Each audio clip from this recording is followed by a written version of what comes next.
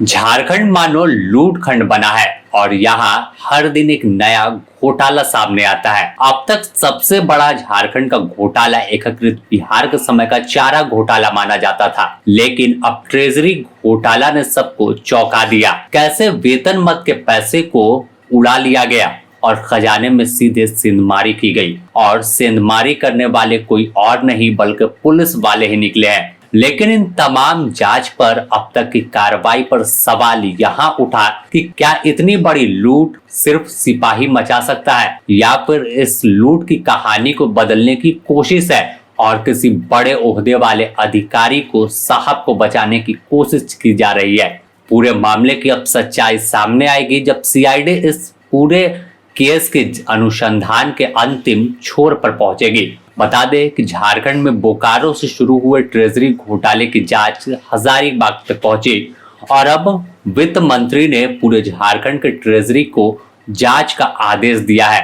उसके ऑडिट होंगे कि आखिर अब तक कितने की निकासी की गई और किस मद में पैसा भेजा गया है। सबसे बड़ी बात कि अब झारखंड गठन से लेकर 2026 तक के वित्तीय वर्ष की जांच होनी है। लेकिन इस पूरे जांच में सवाल यही है कि आखिर क्या सिपाही सिर्फ खेल कर सकता है? सिपाही की गिरफ्तारी हो गई, जेल चला गया, लेकिन क्या उस सिपाही के ऊपर बैठने वाले अधिकारी को भनक तक नहीं लगी, या फिर वह भी इस लूट में शामिल थे?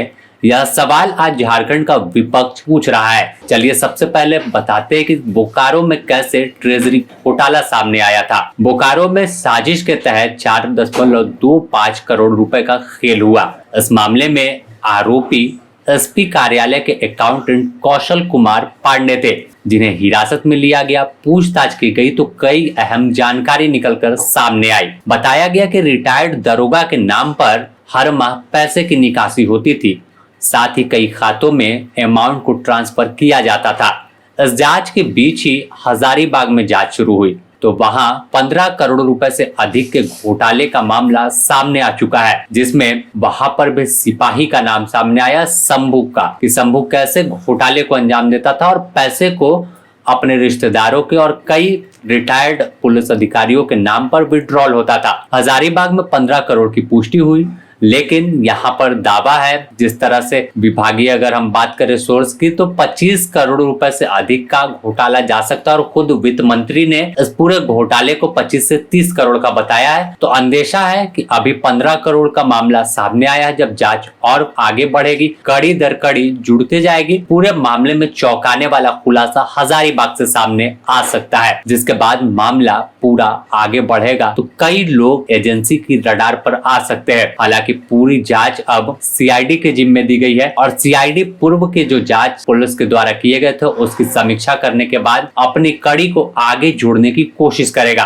तो दूसरी तरफ इस पूरे घोटाले को लेकर देखें तो अब सीआईडी कड़ी दर कड़ी जोड़ रहा है और उसकी हकीकत क्या है, आखिर कितने किरदार इसमें है, पर्दे के पीछे से कौन खेल खेल रहा था, इसकी जांच करने में जुटा है। और तमाम संभावना जो है कि आने वाले दिनों में एक बड़ा खुलासा झारखंड में देखने को मिल सकता है। वही हम इस पूरे मामले में देखें तो राज्य के वित्त मंत्री राधा कृष्ण किशोर ने भी इसे बड़ा घोटाला बताया है और राज्य के सभी ट्रेजरी यानी कोषागार के जांच का आदेश दे दिया। साथ ही कहा कि पाई पाई की वसूली होगी और घोटालेबाज को बख्शा नहीं जाएगा। नहीं, सबसे पहले तो बोकारो में जांच हुई, वहां पता चला कि करोड़ रुपए का इलीगल विड्रॉल हुआ है और उसके बाद फाइनेंस डिपार्टमेंट ने बिना किसी कंप्लेन के खुद संज्ञान लेते हुए हजारीबाग और ट्रेजरी की जब हम लोगों ने जांच की मुख्यालय स्तर से, तो पाया गया कि वहां भी इस तरह के अवैध निकासी किया गया है। और अब ये राशि तो लगभग 35 से, जहां तक मैं एग्जैक्ट फिगर नहीं है, लेकिन 35 से 40 करोड़ रुपए की अवैध निकासी दोनों जिला मिलाकर हुई। हेमंत सोरेन की सरकार, हम अपने वित्तीय प्रबंधन और अनुशासन के लिए संकल्पित है। इस तरह का सरकारी धन का दुरुपयोग और अवैध निकासी किसी कीमत पर इसे बर्दाश्त नहीं किया जाएगा। जांच टीम का गठन कर दिया गया है। एक वरिष्ठ आईएएस अधिकारी के अध्यक्षता में जांच दल का गठन किया गया है और ये केस हैंडओवर भी किया जा रहा है सीआईडी को।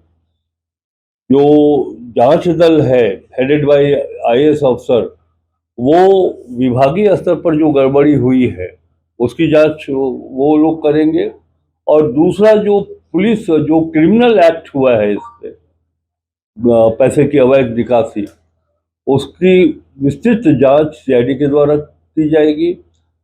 और जो सरकारी धन का दुरुपयोग करके लोगों ने अपना निजी धन अर्जित किया है, कभी छोड़ेंगे नहीं उनको। वो जो किसी अगर मकान बनाया हो, कोई कुछ चल अचल संपत्ति अर्जित की हो, वो सारा राज्य के खजाने में डालेंगे। तो दूसरी तरफ विपक्ष भी ट्रेजरी घोटाले को लेकर सरकार को घेरने में जुटा है। भाजपा नेता इसे चारा घोटाला से मिलाकर देख रहे हैं और बता रहे कि चारा घोटाले से भी बड़ा घोटाला झारखंड में ट्रेजरी का हुआ है, जहां सीधे वेतन के पैसे पर सेंधमारी की गई और इसकी सच्चाई तब सामने आएगी जब सीबीआई से जांच होगी। की भूमिका की जांच की जाए। अगर जय पार्टी रिस्पॉन्सिबल नहीं है तो जय पार्टी रिस्पॉन्सिबल नहीं है, कौन रिस्पॉन्सिबल है इसमें? मैंने कहा बहुत स्टेक होल्डर्स इसमें। एक अकाउंटेंट है, अकाउंटेंट के ऊपर में ट्रेजरी ऑफिसर है, डीडीओ है, उसके बाद बजट एलोकेशन में डीआईजी बजट का भी रोल है। तो कई सारे लोगों का रोल। देखिए मैंने क्या कहा कि क्या 15 करोड़ रुपए हजारीबाग में एक अकाउंटेंट उड़ा ले रहा है और आप कह रहे हैं कि इसमें कोई रिस्पॉन्सिबल नहीं है? कम से कम डॉक्ट्रिन ऑफ कॉमन सेंस को तो ये लॉजिक पास नहीं कर रहा है कि एक जिले के एसपी को आता पता ही नहीं है कि फर्जी विभाग पर जो है 15 करोड़ रुपए उड़ा लिए गए।